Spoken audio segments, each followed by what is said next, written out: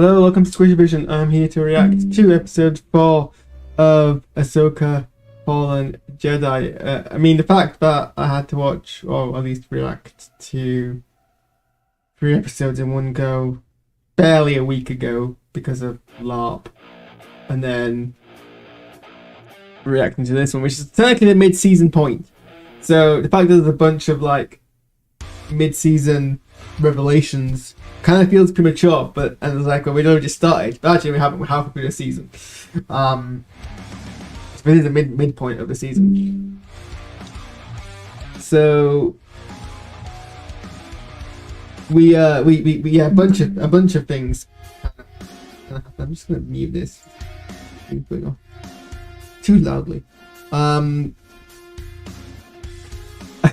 So let's have a funny thing first, and the person who's in the background, Marek, apparently is no one, and that's funny and that's great.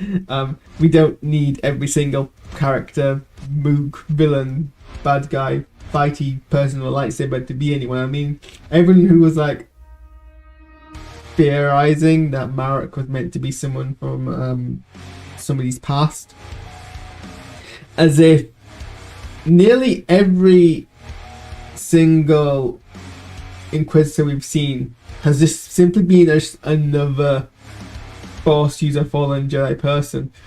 I think the only Inquisitor who it's been revealed is actually anyone significant is the spoilers for Fallen Order, I guess, but the sister in there who is the previous apprentice of one of the characters. I don't think any of the Inquisitor has actually like been a revelation. I guess retrospectively, the Grand Inquisitor was revealed to be one of the Temple Guards, but that was always retrospective. Oh god, I twist my neck. But yeah, this character here isn't anyone special. It's kind of funny, but well, not funny. I guess it was kind of understandable, but.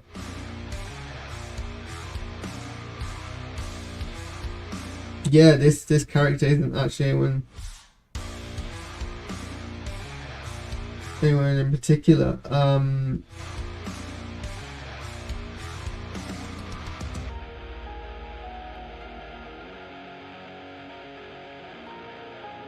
Sorry, distracted. Very distracted. Just with disassociating earlier, so I'm very distracted. That being said, it's actually a kind of revelation, and again, bringing us back to Fallen Jedi. People have been suggesting that this is a zombie of a Night Sister making, because in Fallen Jedi they resurrect a bunch of the corpses of the Night Sisters, and when they're killed, they kind of burst into green mist, which kind of happens when Marek gets cut down. Although those zombies moved very kind of zombie-like in a very kind of jerky fashion, while Marek seems to have his full mobility. So I'm not entirely sure, but I'm fine with him being no one. I mean, it might reverse some of this, or might come back and might find out who he was, but I'm fine with him being no one.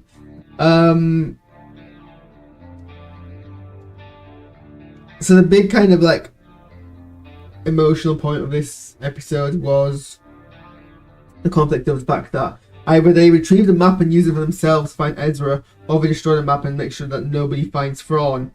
And that's kind of the conflict between Ahsoka and Sabine. And Ahsoka's basically like, I trust you to do this if we need to. And it seems like, yeah, of course you can trust me. And she immediately like doesn't go ahead with it, potentially even costing Ahsoka, I mean not, but potentially costing Ahsoka her life, because you know, had she and you know, kind of made Ahsoka's whole sacrifice a bit, undermines it quite a bit, but also it's consistent with Sabine's character from Rebels that she wouldn't do a move to sacrifice Ezra even if it's for the greater good, and even if it kind of risks someone else's lives. I mean, she's going to obviously put Ezra's life in front of Ahsoka. She knows Ezra more. Also get a revelation that all of us, Sabine's family are dead, which makes sense considering what we know happens in The Night of a Thousand Tears. Didn't really like occur to me until she said it, and then I'm like, well, I didn't catch me until she said it, and then until someone on the internet made a connection. I thought maybe they died in another instant, but you kind of forget the timeline and the time jump here. The last time we saw Sabine was a few years before the Battle of Yavin. And in that time, and that, you know, Mandalore existed, but then during the rebellion, it got glassed, essentially, got bombed to glass. And it's not after the end of the war. It has been abandoned, so there's an extra kind of story there, which would be interesting to kind of go into. So that was a nice kind of revelation. This showed a lot of good kind of revelations and connecting and world building to the larger thing as a whole. I like the duels between Ahsoka and Marek, and Ahsoka and Balin.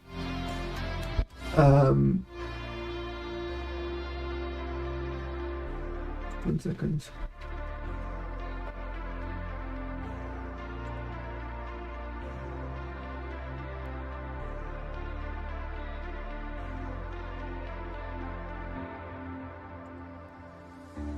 I always forget Shin.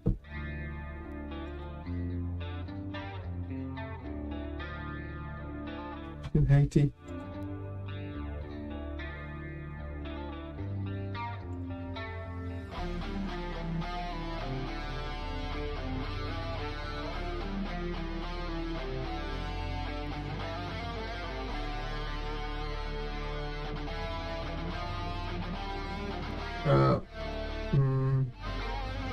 We're back.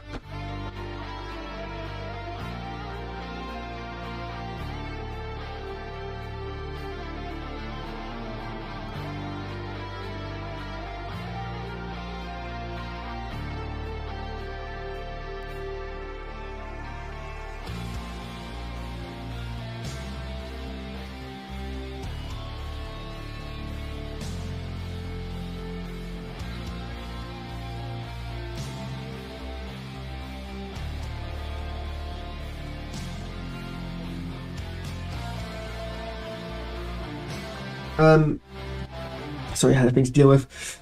Never the best time.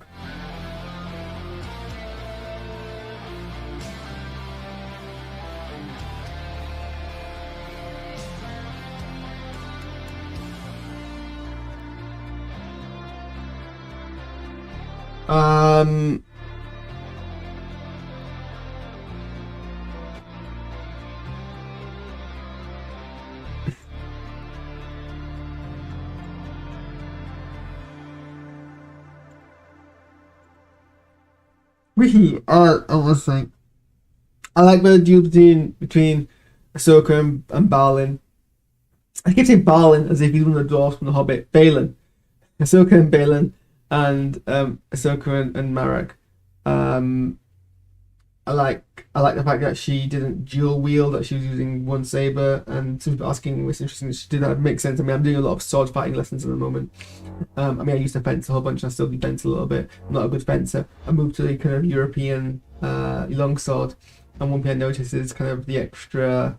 It kind of just makes much more sense. I don't know. I find it easier to use European longswords than I am finding it to use a saber. I think part of that is just being able to fight two-handed with one weapon. But when I'm LARPing, I built my character to basically use two weapons, but I find myself sometimes just choosing to hold one weapon if I'm like particularly tense, because I feel like it just gives me that extra stability. So I feel like she was like taking this duel very, very seriously, and that I like that kind of visual storytelling.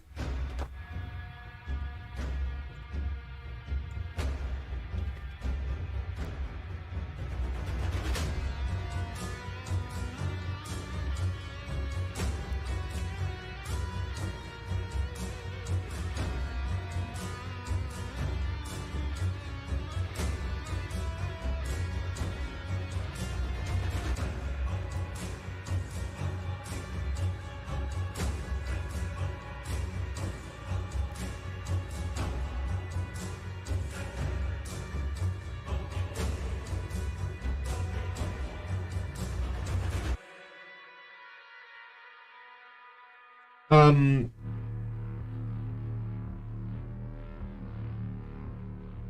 I particularly liked the duel between Balin and Ahsoka. I think it had a lot of force behind it and a lot of passion. And it's not explicit why Balin is doing what he is doing. There's some theories, if you are familiar, and I'm not, but I've read like the context of Thrawn in wider stuff. So, but if there's theories around why Balin is trying to find Thrawn, even though Thrawn is part of the Empire who killed other Jedi. And you can see a lot of kind of that conflict and that kind of the build towards potentially a not an even situation. He doesn't like Ahsoka because Ahsoka is following him from Anakin's kind of lineage, even though he's also now working for the Empire or the Neo Empire of that same lineage. So that's really interesting. But I don't think it's a plot hole. I think it's a conflict, and I think we're gonna deal with later on.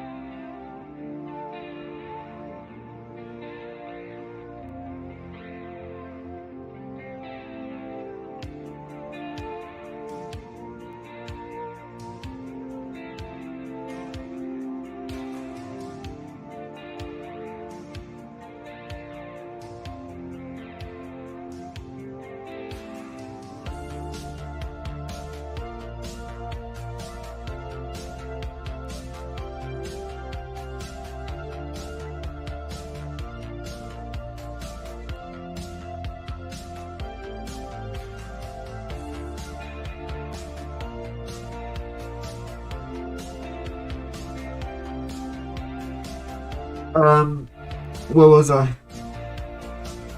So yeah, but the dialogue between Balin and Ahsoka is probably one of the most interesting things that I hope we revisit, because I think Balin has a potential to have the most interesting kind of backstory here if they're doing very well. And Filoni has potential to do it very well, but oh gosh, my chips are about to burn. I was less. No, it's fair. The deal between Sabine and Shin was also like good to watch, and there was some real tenseness there because it was kind of a rematch from their first duel, and obviously we've got that. So she's got they both got kind of that rivalry going on as apprentices, like they're both each other's kind of equivalent. But despite that, well, not. But there's also the kind of like. Okay, here's the thing. Like the show's taking the approach that anyone could be a Jedi, anyone could be like a Jedi warrior, a Jedi knight. Obviously the Force helps, but if you work hard, you can get to the same level. And that's not inconsistent with previous things in Star Wars, because especially with Mandalorians, their whole thing is being Jedi hunters. So clearly, you can like train to fight Jedi. So maybe I've answered my own question here, but also equally, because the whole thing in Star Wars about how the only reason why, as a Force user, you can't just like instantly snap the neck of someone that you're fighting is because they use the Force to kind of block that. Or if you, the second you do something as complicated as using the Force to fight, you're leaving yourself open to attack. But obviously, Sabine doesn't have that kind of Force ability, you know?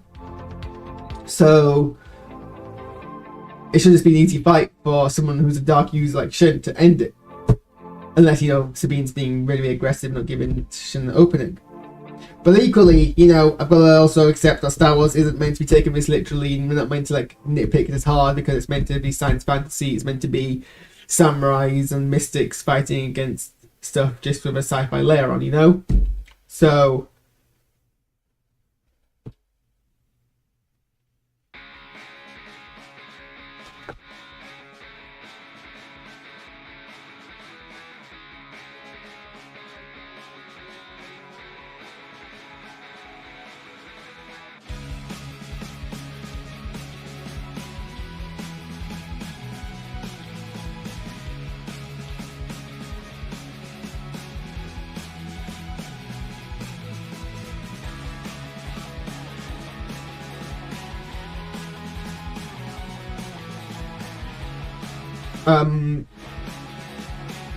Two minutes to my chips blow up. And I have it into service a long way to go through. I might have to dash off and deal with my chips. But it's fine, like, it makes sense. And I mean, at the end of it, they did establish it that, you know, there is that balance, because even though Sabine doesn't have the Force, she has her Mandalorian gadgets, and she uses that to a great effect when she uses her wrist blast to kind of help with the situation, and then Shin has to use smoke grenades to get out of it. There's a nice moment where Ahsoka thinks Sabine's being defeated or killed, and relief, and she's being about kind of like that. I like the fact that because Sabine and Ahsoka have this difficult relationship, that it explains why Sabine might not follow through on her promise and go with what is the best chance to find Ezra. Hera has a small bit in this with more of Jason, and I like the fact that the, what do you call it, the hyperspace drive like kind of just like blasts through them and the whole chaos. That's very nicely done. Hyang had a nice kind of combat scene because he fought in the Clone Wars, like when the pirates took over. It was shown that he, even though he's this very ancient old droid, he still has combat capabilities, and I like that they kind of didn't ignore that, because it could easily just make him like a droid that's easily defeated, but he held his own. Bit funny though, but you can muffle a droid speaking by hand gagging them because they're a robot. Like, robots don't need a humanoid thing, but they go so far that the speakers are literally on their mouth, like that actually muffles them. Although it is a bit weird, they didn't hear a bunch of like robots punching each other. I guess they could have spoiled us Hyang knocking. So I like that kind of bit. And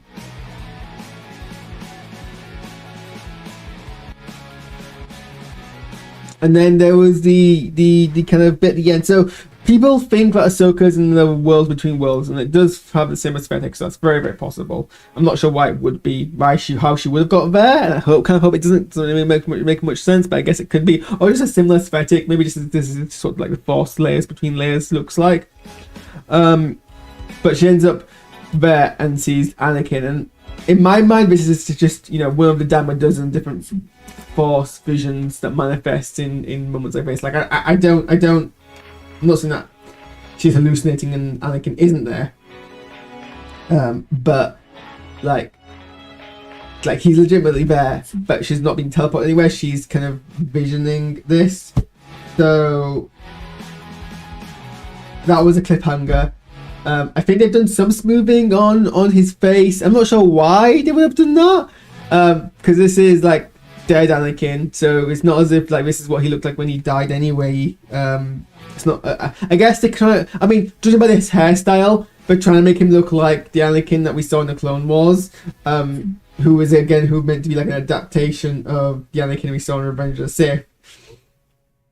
Which is a bit confusing. It's meant to be Anakin as Ahsoka last saw him, I guess, but that's also meant to be how we see him in Revenge of the Sith. But his hair isn't as curly; it's kind of more combed, the way that we saw it adapted in the last season of Clone Wars. But that was anyway, you know.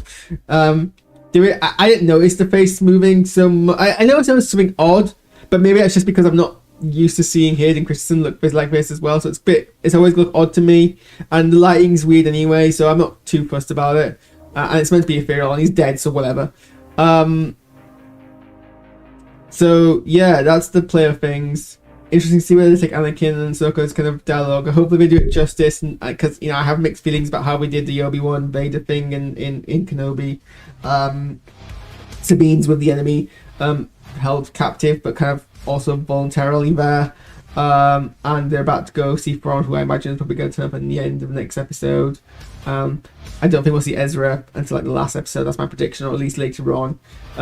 Hera's probably going to be like, sort of New Republic, no, well, they're going to go get Thrawn kind of deal. And you were right all along. Here's all the evidence.